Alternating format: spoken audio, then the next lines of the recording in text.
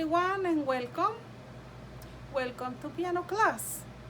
Today we are going to be learning major chords. And so please join me at the keyboard.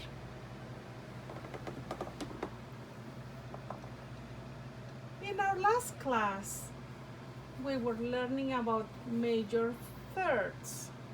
A major third is two whole steps, is the distance between two notes of two whole steps. See, like from C to E, that's a distance of two whole steps. That makes a major third. Major thirds have two whole steps. Or from F to A, I have a distance of two whole steps. Remember, a whole step is from one note to the other one, and there is a key in between. See? So I can have a whole step right here. It doesn't matter whether black or white keys. There is a whole step from this key to this key. There is a key in between. So when there is a key in between, that's one whole step. Major third has two whole steps. So from C to D, that's one whole step. From D to E, that's another whole step. Therefore, from C to E, we have a distance of two whole steps. And a distance, like I said, of two whole steps makes a major third. G to B, major third, two whole steps as well. Okay, that was just a little review of your major thirds.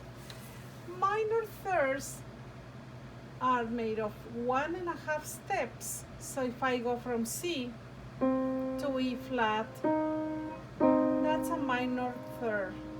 Listen to the sound. La, la. Now, the major third sounds la, la. It's brighter sound, the major. The minor, la, la. You see? Minor, major, minor, okay, minor third. So I am going to play two sounds and think about, don't look at my hand, just listen to the sound and try to see if you can tell whether it's a major third or a minor third. Again, I will give you an example. This is a major third.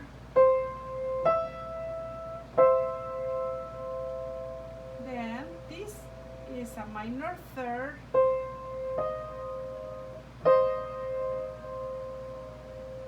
Let me pick up a different key. So, don't look at my hands, listen to the sound.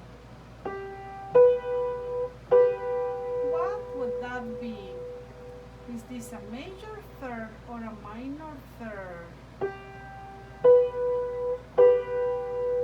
If you said major third, you are right. It is a major third.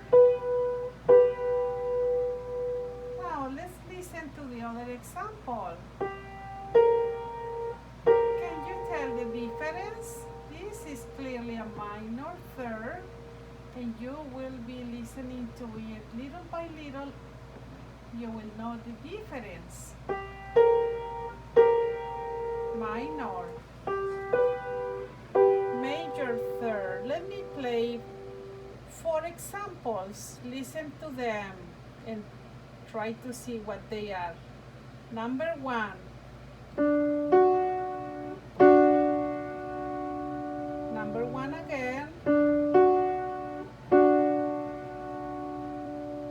Number 2. Number 2 again.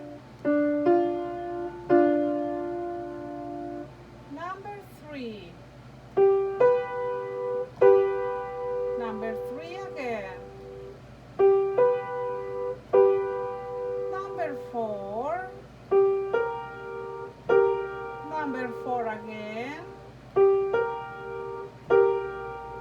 Well, if you said major, the first one, that's right. Minor, the second one, then that's right. Major, the third one, that's right. And minor, the fourth one, that's right. All right. This was just a little bit of ear training for us to start listening to music, seeing with our ears. And yes, you heard right.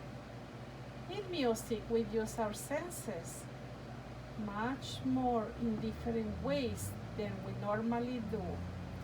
So you can absolutely see the music with your ears or listen the music with your eyes. See the music with your ears is paying attention.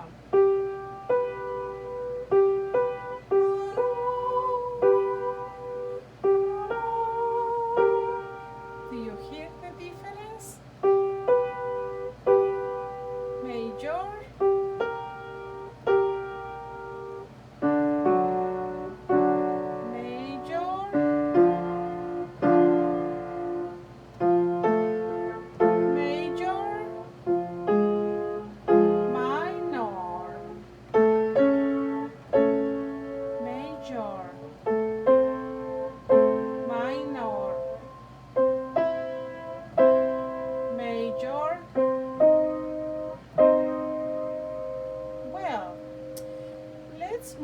to chords.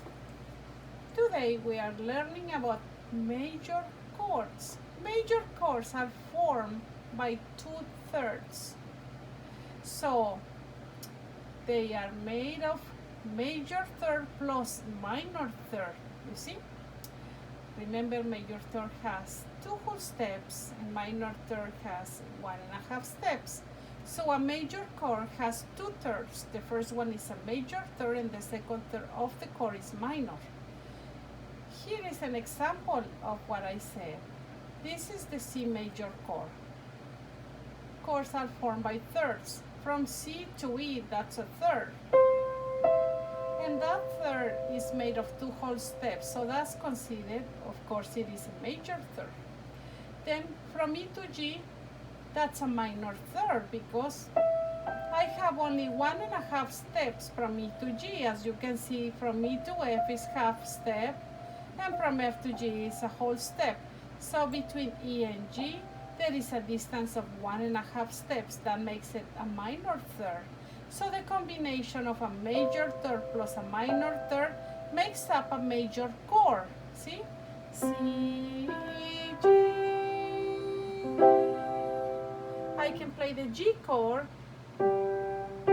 G, B, D, G, B, D. Major chord. G to B, that's a major third, 2 whole steps. And then B to D, that's a minor third. So the combination of a major third and a minor chord makes up a major chord. This is the G chord. I'm playing the chord with my 2 hands, the G, B, D. That's the G chord. So, C major again, C, E, G, C, E, G. That's my major chord. So remember, you can take any key and build up a major chord. Let's suppose that I want to build up a chord. I take the A key. First, build up the chord by thirds, every other key. Then, let's make sure that the first third is 2 whole steps. In this case, that's 1.5. So I have to make it bigger, raise it. Then this is going to be C sharp. Then I have 2 whole steps, one from A to B and one from B to C sharp, see? And then from C sharp to E, that becomes 1.5 steps. 1 whole step from C sharp to D sharp and half step from D sharp to E. So 1.5. C, this is a major chord. A major chord. G, if my first third is major, 2 whole steps, then I know the chord is major. Let me give you one more example. I'm going to work on the F chord. C, D, E, F, F, A, C. will this be a major chord? Let's take a look to F to A. Do you have two whole steps? Let's see, one whole step from F to G and one more whole step from G to A. Yes, that's a two whole step third. So yes, this is an F major chord. Great. C chord, C major chord. What happens if I go to D? D. What will be my next note? Two whole steps, let's see. D to E, that's one whole step, and then from E to F sharp, that's another whole step. That's how I measure it. And then from F to G sharp is one whole step, and from G sharp to A is half. So that is my D major chord, D, F sharp, A. Major third between D and F sharp, and minor third between F sharp and A. So the combination of major third plus minor third makes up this D major chord. You see? I can take E, build up the chord every other key, and then let's see. E to F sharp is one whole step, and then F sharp to G sharp is another whole step.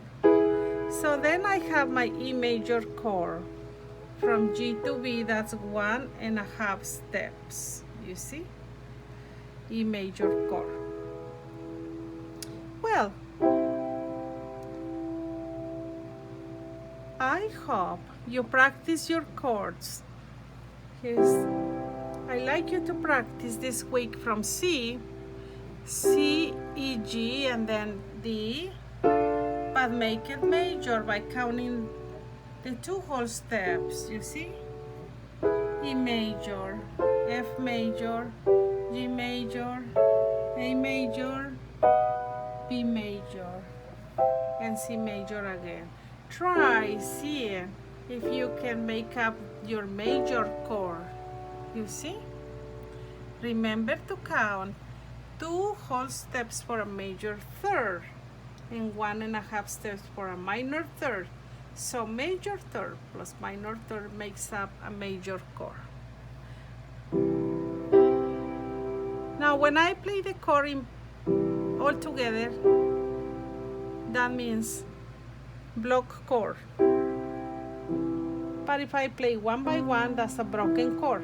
So you can like practice with block chords or broken chords. Okay? Analyzing that. Well, I wish you have a wonderful practice this week, and I will see you at the piano class next time. And until then, have a wonderful day. See you next time. Bye-bye.